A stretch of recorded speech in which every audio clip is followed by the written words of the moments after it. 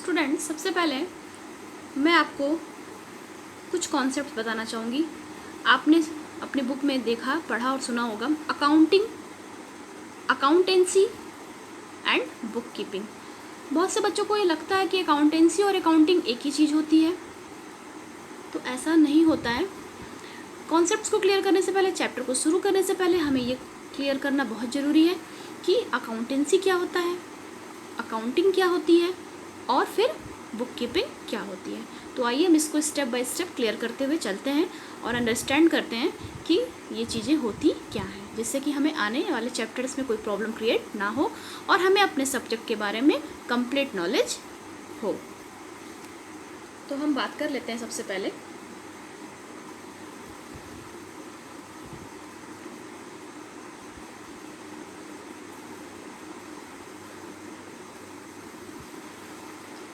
हम बात कर लेते हैं अकाउंटेंसी की। किसकी बात करते हैं? अकाउंटेंसी की। बहुत ध्यान से समझेंगे, बहुत इजी वे में बताऊंगी, तुरंत आपको क्लियर हो जाएगा। ध्यान से देखिए और समझिए। देखिए, अकाउंटेंसी बच्चों ये एक सब्जेक्ट नेम है। ओके, अकाउंटेंसी सब्जेक्ट है ये।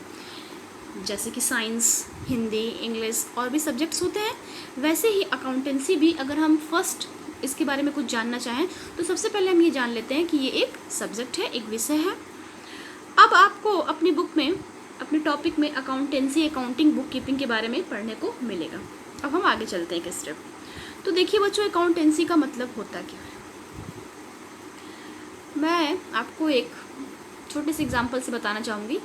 सपोज़ करिए कि मैंने आपको एक बुक दे दी और वो बुक अकाउंटेंसी की ही है। मैंने आपको एक अकाउंटेंसी की बुक दे दी और मैंने आपसे बोला कि मैं 10 दिन बाद आऊँगी क्लास में और आपसे इसके अंदर के कंटेंट्स के बारे में और भी चीज़ों के बारे में मैं आपसे इस बुक के बारे में पूछूंगी कि आपने क्या पढ़ा।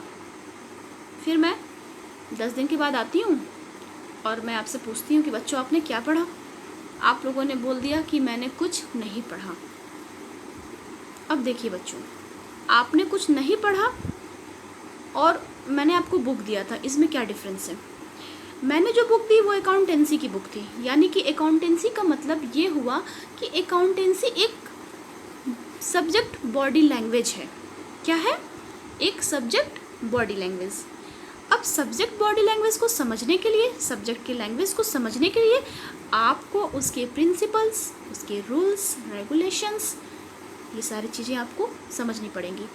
जब आप उस अकाउंटेंसी के रूल्स, रेगुलेशंस, उसके लैंग्वेज को समझ के काम करने लगोगे, तब वो कहाँ कन्वर्ट हो जाएगा? अकाउंटिंग में। तो मैंने 10 दिन बाद आपसे पूछा कि आपने बुक में क्या पढ़ा, तो आपने कोई रूल्स, कोई प्रिंसिपल्स, कोई रेगुलेशंस नहीं पढ़े।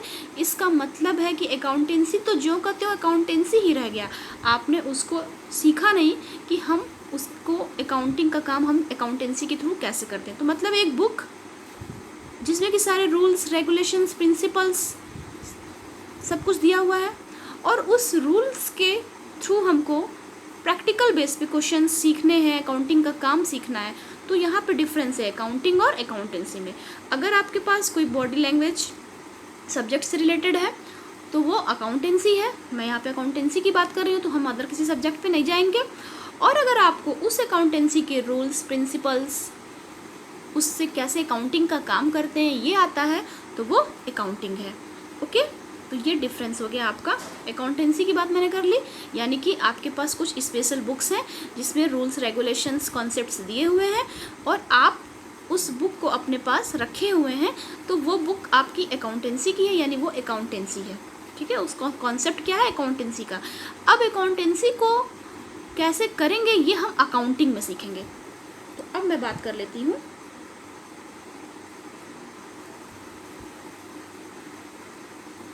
अकाउंटिंग की। लेकिन बच्चों, मैं अकाउंटिंग से पहले आपको बुक कीपिंग के बारे में बताना चाहूँगी, जिससे कि आपकी अकाउंटिंग और ज़्यादा क्लियर हो जाएगी।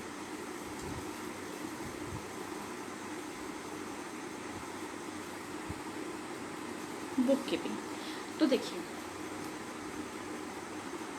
अकाउंटिंग का काम करने के लिए सबसे पहले हमें बुक कीपिंग आना चाहिए। अब हम बुक कीपिंग और अकाउंटिंग में डिफरेंस कैसे करेंगे?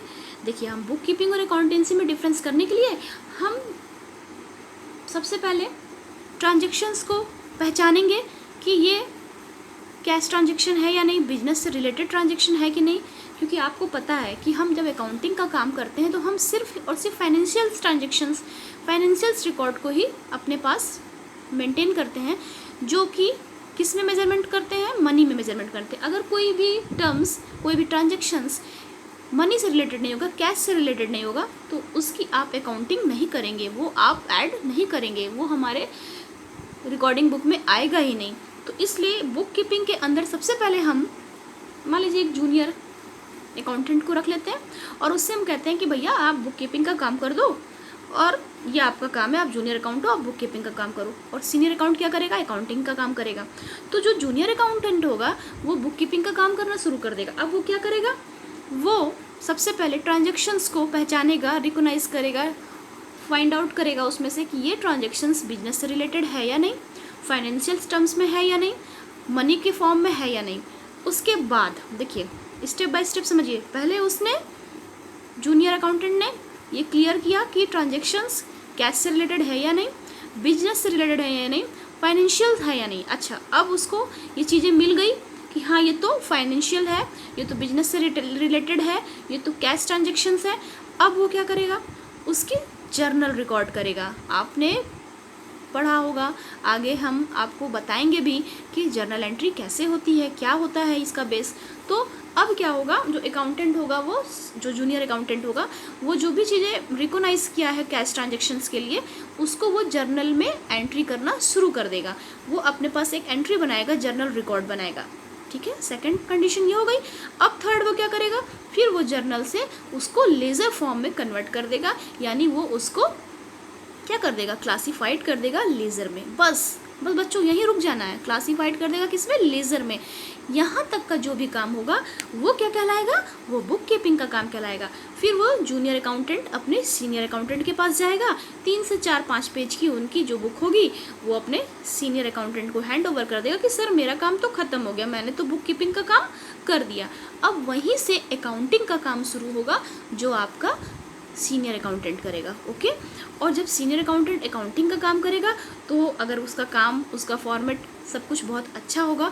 कैसे होगा अच्छा, वो तभी अच्छा हो सकता है बच्चों जब उसको पता होगा कि अकाउंटेंसी का रूल क्या होता है। अब देखिए आ गया ना, अकाउंटेंसी का रूल पता है किसको, सीनियर अकाउंटेंट को। तो उसने कौन सा काम करना शुरू किया, अकाउंटिंग का। और अकाउंटिंग के काम के लिए उसको इनपुट्स कहाँ से मिला, बुक कीपिंग से। यानी कि जो जूनियर अकाउंटेंट है उसने तो एक आउटपुट बना के तैयार कर दिया, जर्नल का, जर्नल से लेज़र का, और कैश ट्रांजेक्शन को पहचान के जर्नल में रिकॉर्ड करने का। अब वो जो आउटपुट है वो अकाउंटिंग में सीनियर अकाउंटेंट के लिए इनपुट का काम करेगा, और उसी रिकॉर्ड से सीनियर अकाउंट क्या करेगा, समरी बनाएगा। उसके बाद पीएल, बैलेंस शीट, ट्रेडिंग, ये सारी चीज़ों को वो बना के तैयार करेगा, एनालिसिस करेगा। और उसके बाद वो इंटरनल और एक्सटर्नल यूजर्स से, कस्टमर से, यूजर्स से, बिजनेस यूजर्स से वो क्या करेगा, कम्युनिकेट करेगा, और अपनी चीज़ों को, अपने बिजनेस के प्रॉफिट लॉस को, अपने बिजनेस की पोजीशंस को, अपने और भी अकाउंटिंग टर्म्स जो भी कुछ बिजनेस में जिसकी ज़रूरत होगी वो सब कुछ कम्युनिकेट करेगा। जैसे मान लीजिए कि बिजनेसमैन को टैक्स पेड करना है, तो अकाउंटिंग बुक, जब गवर्नमेंट अकाउंटिंग बुक देखेगी तभी आपका टैक्स वहाँ पे पेड होगा। मान लीजिए कि बिजनेस को बैंक से लोन लेना है, तो वहाँ पे भी क्या होगा, बिजनेस की अकाउंटिंग बुक को बैंक वाले देखेंगे और फिर उसी हिसाब से लोन पास कर देंगे। यानी ये सारा कुछ कैसे होगा, अकाउंटिंग के काम के थ्रू। तो फिर देखिएगा अकाउंटिंग का काम किसने किया, सीनियर अकाउंटेंट ने। वहाँ इनपुट कहाँ से पाया था, जूनियर अकाउंटेंट से। जूनियर अकाउंटेंट ने क्या काम किया, बुक कीपिंग का। कैसे किया, जर्नल, लेज़र, और ये पहचाना कि जर्नल में कौन सी चीज़ें जाएंगी, कैश ट्रांजेक्शन है या नहीं, फाइनेंशियल रिकॉर्ड के लायक है या नहीं। कहीं ऐसा तो नहीं है कि कोई ऐसा रिकॉर्ड जूनियर अकाउंटेंट मेंटेन कर ले जो कि फाइनेंशियल टर्म्स में ना हो, जो कि बिजनेस की कंडीशंस में ही ना अप्लाई होता हो। तो इस चीज़ों को हम बहुत ही ध्यान में रखेंगे। और जैसे ही बच्चों बुक कीपिंग का काम ख़त्म होगा, जस्ट उसके तुरंत बाद से ही सीनियर अकाउंटेंट के अकाउंटिंग का काम शुरू हो जाएगा। और जब आपको उसकी अकाउंटिंग समझ में आएगी, आपको सारे रिकॉर्ड्स क्लियर मिलेंगे, आप कहेंगे अरे वाह ये तो बड़ा अच्छा अकाउंटेंट है, ये तो बहुत अच्छा रिकॉर्ड बनाता है। अच्छा बच्चों, आपने उसको किस बेस पे बोला कि बहुत अच्छा अकाउंटेंट है, इस बेस पे बोला क्योंकि उसको अकाउंटेंसी, यानी उसके जो उसकी अकाउंटेंसी की बुक थी, जब वो पढ़ता था तो वो जो कॉन्सेप्ट्स थे, वो जो रूल्स थे, प्रिंसिपल्स थे, जिससे कि अकाउंटिंग का काम होता है, इस सीनियर अकाउंटेंट ने बहुत अच्छे तरह से सीखा था और उसको अकाउंटिंग का काम करने आ गया। और अकाउंटिंग के काम से पहले उसको इनपुट्स चाहिए था, वो इनपुट्स उसको बुक कीपिंग से मिल गया। तो इस तरह से ये अकाउंटेंसी, अकाउंटिंग और बुक कीपिंग का डिफरेंस होता है बच्चों। और ये चीज़ें आपको बहुत अच्छे से आनी चाहिए, वरना आप ये तो समझ ही नहीं पाओगे कि आप बुक कीपिंग का काम कर रहे हो, कि आप अकाउंटिंग का काम कर रहे हो, कि आपको कंप्लीट अकाउंटेंसी आती है। तो इसलिए इस डिफरेंस को आप ज़रूर से पढ़ोगे और उसके बाद फिर मैं जो वीडियो बताऊंगी, जो वीडियो में मैं आपको कॉन्सेप्ट क्लियर करवाऊंगी, वो आप आसानी से समझ सकोगे। तो आई होप कि आपको अंडरस्टैंड हो गया होगा अकाउंटेंसी, अकाउंटिंग और बुक कीपिंग का सिंपल सा कॉन्सेप्ट। Thank you.